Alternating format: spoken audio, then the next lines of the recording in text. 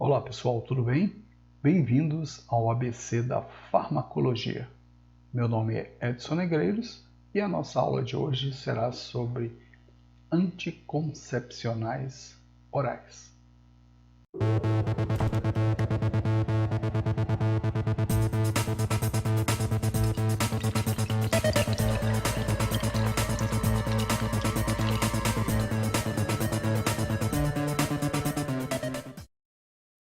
Antes de começarmos a falar sobre anticoncepcionais, é importante nominar aqui as fases do ciclo menstrual. Vamos pegar aqui um ciclo menstrual de 28 dias de uma mulher. O primeiro dia do ciclo corresponde ao primeiro dia da menstruação, até o 28º dia, no qual nós teremos a menstruação do ciclo seguinte. Entre o primeiro e o 28º dia, nós temos 3 fases distintas. A primeira fase, que demora aproximadamente, é variável, mas demora aproximadamente 14 dias, seria a fase folicular, na qual nós vamos observar o amadurecimento de folículos para que um deles possa fazer o que a gente chama da segunda fase, que acontece aproximadamente no 14º dia do ciclo, que seria a fase ovulatória. Finalmente, a terceira fase, que seria a fase lútea, que demora aproximadamente 14 dias. Então, eu tenho aqui 3 fases distintas. A fase primeira, que é a folicular, de amadurecimento dos folículos, a fase ovulatória e a fase lútea. Aqui uma visão dessas 3 fases neste diagrama, em que nós podemos observar aqui o que está acontecendo no ovário dela e o que está acontecendo no endométrio. Observe que nós temos aqui as 3 fases. A fase folicular, que vai do primeiro dia até o 14º, a ovulação e, finalmente, a fase lútea. Na fase folicular, nós temos o chamado crescimento do folículo. É o momento em que os folículos são recrutados e um deles se desenvolve mais que os demais para que este folículo possa ser o folículo escolhido para ovular. Observe que esta fase folicular ela tem início no primeiro dia, com a menstruação, escama, e depois eu tenho o espessamento do endométrio. O endométrio torna-se cada vez mais grosso. Essa primeira fase aqui, então, seria a fase folicular, de crescimento e recrutamento do folículo. No meio do ciclo, nós temos a fase ovulatória, na qual o folículo escolhido ele vai ovular. Caso este óvulo encontre com o espermatozoide, ele vai ser implantado aqui no endométrio, ou, em caso contrário, ele se perde. E o folículo remanescente, ele se transforma em corpo amarelo, ou corpo lúteo. Qual que é a função deste corpo amarelo, ou corpo lúteo? É produzir progesterona e estrógeno para manter essa fase final aqui, que é a fase lútea. E ele mantém a produção de progesterona e de estrógeno por aproximadamente 14 dias, ou seja, da ovulação até o final do ciclo. Neste momento, vamos imaginar que não tenha havido nenhuma gestação. O que vai acontecer? Este corpo lúteo mantém-se e, num determinado momento, ele se transforma em corpo albicans, ou corpo branco, ou seja, ele degenera. Quando ele degenera, caem os níveis de progesterona e de estrógeno. Caindo esses níveis de progesterona e de estrógeno, nós encerramos a fase lútea e começamos um novo ciclo, porque caindo a progesterona e estrógeno, começa novamente o próximo ciclo com a descamação do endométrio, ou seja, com a menstruação. Ok? Pois bem, para que este ciclo se faça, é necessário o que a gente chama de dança dos hormônios. Essa dança dos hormônios, ela tem aqui 4 participantes importantes: o hipotálamo, a hipófise, o ovário e o endométrio. O hipotálamo da mulher vai secretar o que a gente chama de GnRH. que é o hormônio liberador das gonadotrofinas. O que este hormônio vai fazer? Ele vai ser produzido pelo hipotálamo, vai agir na adenohipófise ou hipófise anterior, para que a mulher possa produzir o FSH, que é o hormônio folículo estimulante, e o LH, que é o hormônio luteinizante.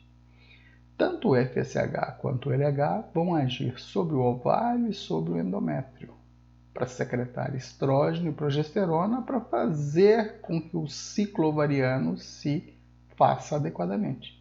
Então, o FSH e o LH, ao agir sobre o ovário e o endométrio, vão produzir o que a gente discutiu anteriormente, que seria o crescimento do folículo, a ovulação e a formação do corpo lúteo. Isso no ovário.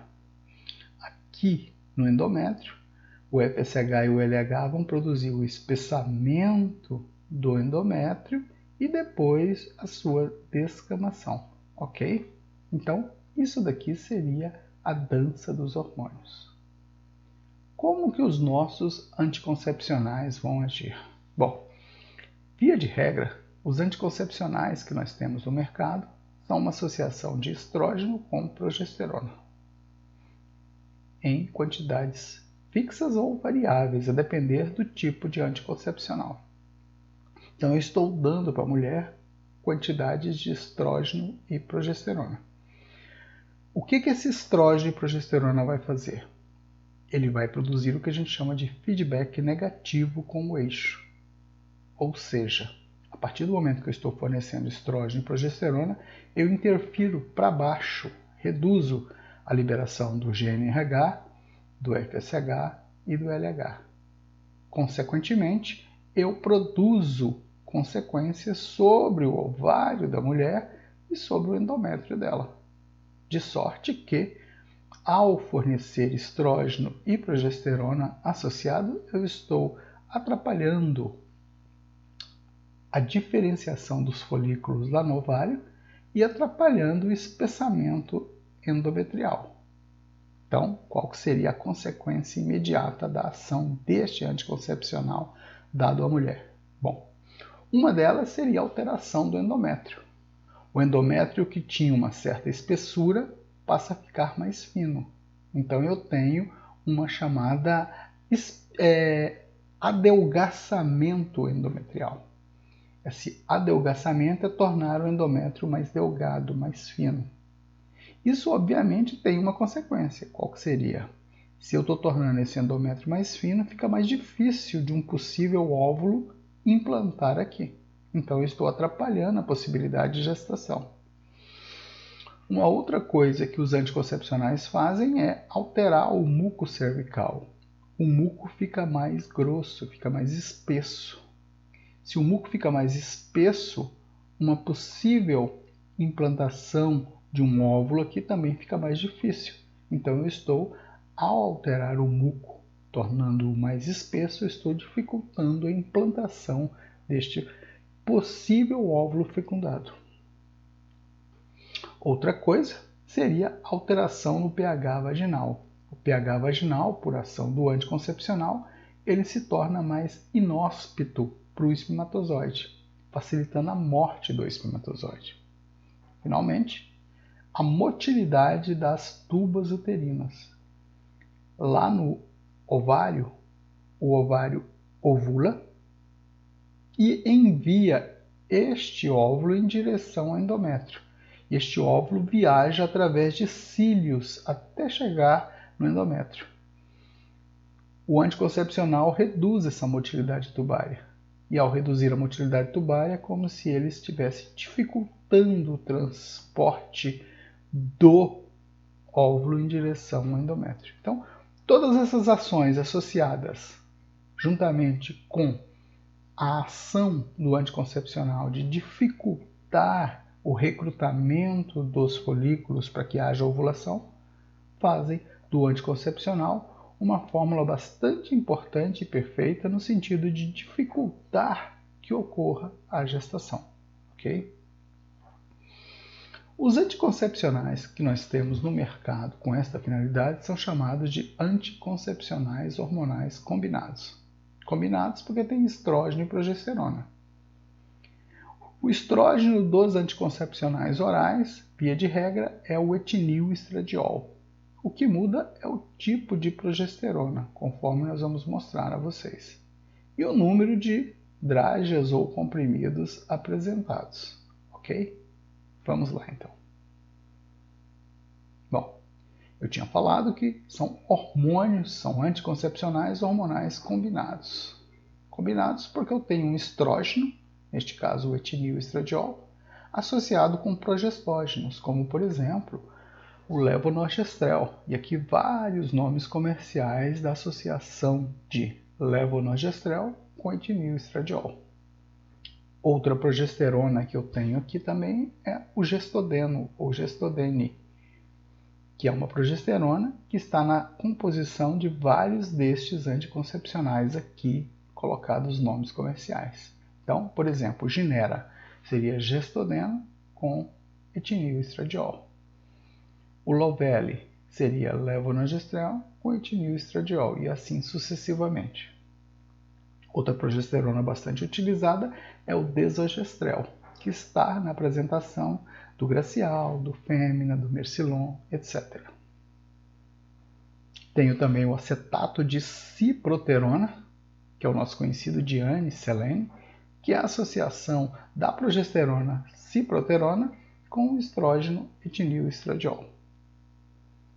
Eu tenho noretisterona, que é o Micronor, que é um contraceptivo que tem uma ação específica, porque na verdade ele é utilizado sozinho, sem o etinilestradiol. É utilizado geralmente para aquela mulher que está amamentando. Nós podemos discutir isso num momento especial, mas isso daqui seria um anticoncepcional somente à base de progesterona. Note que eu não tenho anticoncepcionais à base de somente de estrógeno. Ou eu tenho associação de estrógeno com progesterona, ou eu tenho somente a progesterona. Porque o estrógeno sozinho não consegue segurar o ciclo, de maneira a evitar a ovulação. Finalmente eu tenho a drospirenona, que seria a associação, obviamente, seria nesse caso aqui, seria a progesterona associada com o estrógeno etinilestradiol, na apresentação do Yasmin, do Yas. São, então, exemplos de anticoncepcionais hormonais combinados que nós temos à disposição no mercado. Eu espero que você tenha gostado da nossa videoaula e, em caso afirmativo, por gentileza, clique no like e assine o nosso canal ativando o sininho para você receber todas as vezes que eu postar um novo vídeo. Até a nossa próxima videoaula. Muito obrigado.